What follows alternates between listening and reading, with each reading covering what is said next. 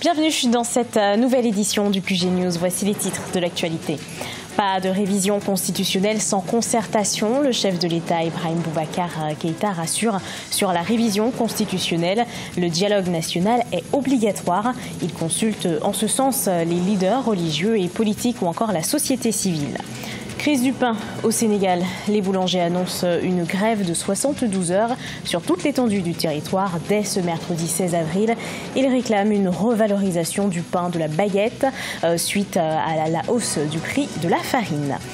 Et de 3 pour le salon Osiane. La 3e édition du salon du numérique Osiane s'est ouverte ce mardi à Brazzaville sur le thème « Développer la confiance numérique pour garantir l'économie prospère ». Elle réunit plusieurs acteurs du numérique.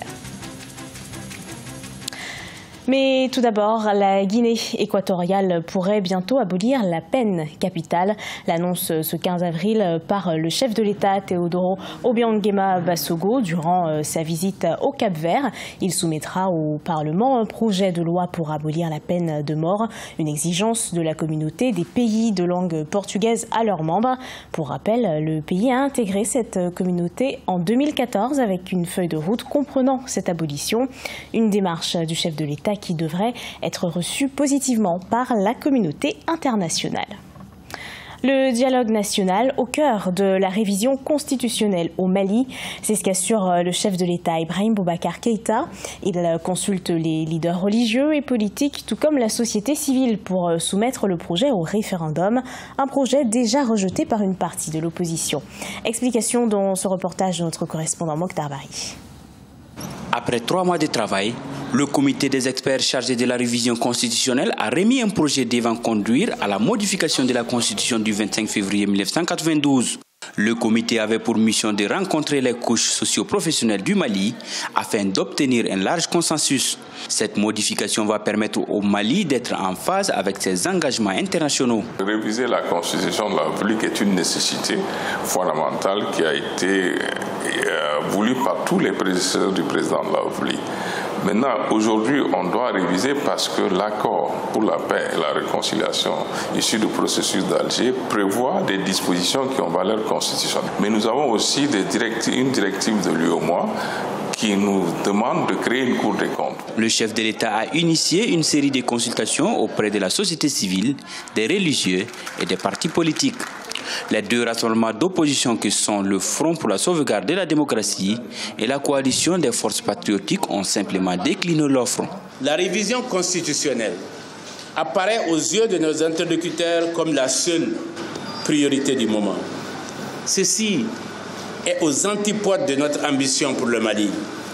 Un Mali debout, réconcilié, sécurisé, uni et solidaire.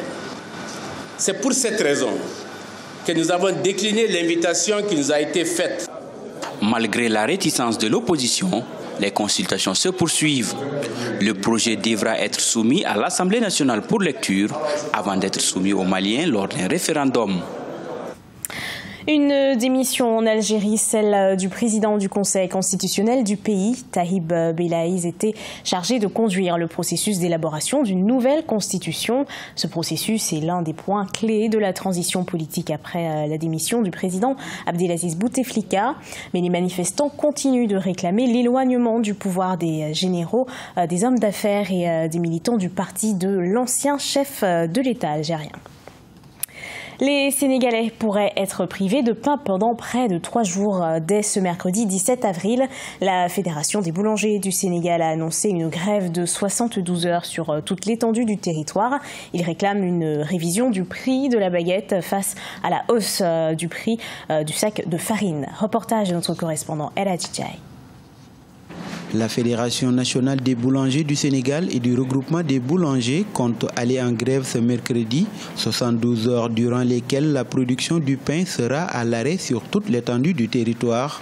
Après avoir dénoncé la hausse du prix du sac de farine survenue le 8 avril dernier, passant de 16 200 à 18 000 francs CFA, voire 19 000 francs CFA, les boulangers demandent au Conseil national de la consommation de revoir le système de structuration des prix qui date d'une vingtaine d'années. Depuis 5 ans, On n'a jamais discuté sur les prix, parce que par rapport ne serait-ce qu'à la TVA, aux charges aussi qui ont augmenté sur les loyers, à l'augmentation du prix de la farine. Donc tous ces éléments-là combinés font que nous aimerions quand même qu'une révision des prix doit s'imposer. Les Sénégalais consomment 8 millions de baguettes par jour, ce qui représente un chiffre d'affaires annuel de 500 milliards de francs CFA. Du côté de la population, les avis sont mitigés. Le pain, on ne peut s'en passer le matin. Même si c'était à 1000 francs, on allait l'acheter. Mes enfants, pour eux, le matin, la première nourriture, c'est le pain. Le Sénégalais ne vit que de pain et il faudrait des deux côtés, que ce soit l'État ou les boulangers, qu'ils trouvent une solution et éviter la grève. La grève de ces boulangers pourrait avoir un impact négatif sur l'économie du pays, selon certains, puisque 4000 emplois sont créés dans ce secteur et que la TVA versée à l'État du Sénégal tourne autour de 3 milliards de francs CFA. Coup d'envoi du Salon du numérique OSIAN ce mardi 16 avril à Brazzaville. Des ateliers, des conférences ou encore des expositions vont composer cette troisième édition. L'événement se tient jusqu'au 18 avril. Ce forum vise à valoriser les échanges entre les professionnels du numérique. Reportage de notre correspondant, Deva Panzou.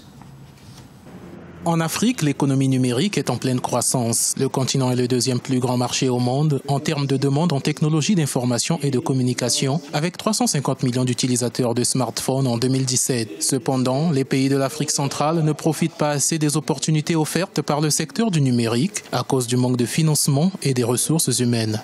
Maintenant, il y a le financement éventuellement qui peut poser problème.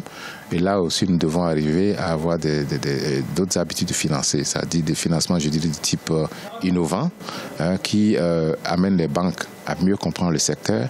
Tout ce qui aujourd'hui rentre dans la formation, par exemple, il y a des nouveaux métiers qui viennent, donc les développeurs, les analystes de données. On n'en a pas aujourd'hui, il faut les former. Afin de connaître les différentes opportunités dans l'écosystème digital et mettre en lumière les atouts des entreprises de la sous-région Afrique centrale, un business forum a été organisé ce lundi 15 avril 2019 en marge de la troisième édition du Salon international des technologies de l'information et de l'innovation qui a lieu du 16 au 18 avril 2019 à Brazzaville.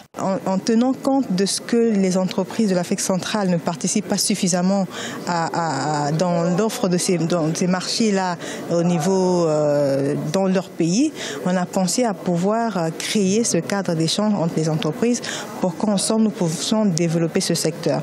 La première édition d'OSIAN Business Forum a été mise en place afin d'aboutir à la création d'une plateforme dédiée aux acteurs économiques évoluant dans le numérique. Son but est de favoriser les échanges entre les professionnels du numérique par la création des clusters d'entreprises.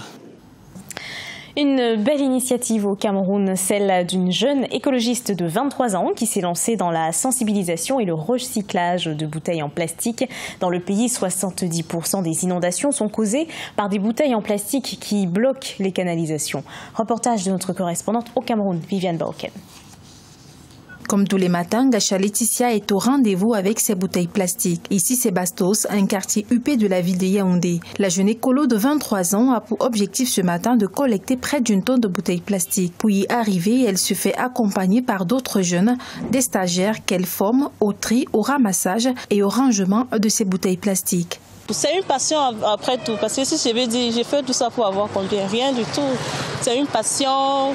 J'aime voir l'environnement beau, l'environnement propre. Et en fait, c'est où on vit. C'est la terre comme on laisse à nos enfants. Il faut les laisser une terre propre. Dans les années à venir, Laetitia veut éviter l'explosion des mers plastiques sur le continent. Entre ces heures de collecte, elle profite donc pour sensibiliser les usagers sur l'importance du tri des déchets depuis les domiciles. Ma première priorité, c'est qu'on ne trouve plus ces déchets plastiques parmi nos ordures. Parce que vous voyez, les déchets organiques, minimum, on sait qu'on a un mois et ça s'est déjà décomposé. Mais ceci, un déchet plastique, c'est 500 ans. Imaginez, aujourd'hui, on a ramassé près de 50 kilos. 50 kilos, comme ça, il y en a encore dans la vallée, dans l'eau, dans le cours d'eau aussi là. 50 kilos pour 500 ans. Imaginez, dans 100 ans, on sera envahi de bouteilles plastiques. Donc, c'est pour ça que mon but premier, ça a d'abord été le plastique. Parce que c'est ça qui cause plus de tort à la longue. Selon les statistiques, 70% des inondations dans le pays sont causées par des bouteilles plastiques qui bloquent les canalisations. Aujourd'hui, seules les initiatives privées permettent de désengorger ces canalisations. Ce journal a été préparé par l'ensemble de la rédaction. Merci à vous de l'avoir suivi. Dans un instant, retrouvez une nouvelle édition de l'actualité sur Africa 24.